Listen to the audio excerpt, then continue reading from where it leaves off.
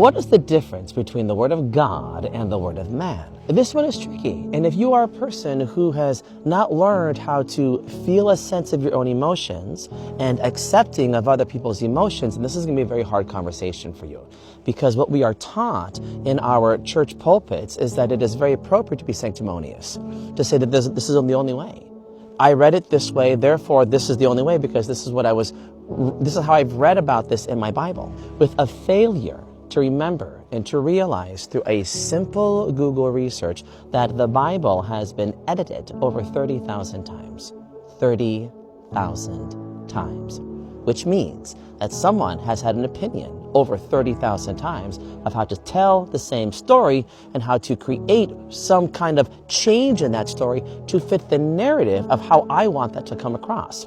So for example, when I learned the story of the three little pigs, I didn't learn it in English, I learned it in Hawaiian. It was a variation of the same story, but told differently. And the way that my father told the story, he would create these great big voices and li boa, and he would describe it in very certain ways. So I grew up thinking of the three little pigs as a Hawaiian tale, but it wasn't a Hawaiian tale. I learned how to recreate the voices of the wolf, thinking about it differently. Now that's because I was being taught an interpretation coming through with my father's variation of how to tell a story. And if you don't have the ability to understand that I am reading a text and I am leaning into some kind of document that has been edited, then I don't understand the difference between the God of high understanding versus the God of man. And there's major differences. The God of light and the God of understanding has no gatekeeping. Everything is open. Everything is nebulous consciousness designed in a way to get you to try to learn these lessons in this life circumstances. But the God of man is different. The God of man has to canalize everything. It has to try to make sense of everything because our minds are so linear. So because the God of man is being designed through linear human thinking, we say, well, there has to be a heaven and there has to be a hell. It says, don't communicate to spirits because that is going to be bad because we don't know how to control that.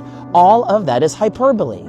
All of that is absolutely some kind of exacerbated hyperbole to get you to be submissive towards the way that they want you to believe. And if you do not possess the ability to create an understanding about that, please go do a Google research.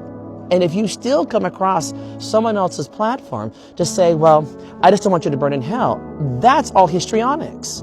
All of that is. So this is a little bit of a timeout moment. If I don't know how to have an academic conversation with someone based on some kind of old archaic book that has been reinterpreted to fit some zeitgeist and narrative of some kind of, individual who was angry at women and angry at man and angry at all these other things, and they try to reshape the narrative to fit their narrative. If you don't understand how to do that, then this is not going to be a conversation.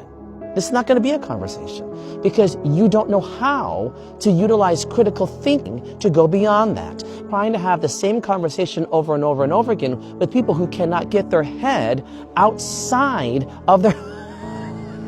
I wanted to say booty. That would have been me. I'm glad I didn't say that. How to get their head outside of their own ego. And that's hard to hear. That can be really, really hard to hear. I also have a little bit of heat in my voice, so I apologize for that. I think I need a timeout. I think I need to have a little bit of a timeout. So let's create academic conversations that are based in no ego, no bias. Open discernment. No ego, no bias, open discernment. No ego, no bias, open discernment.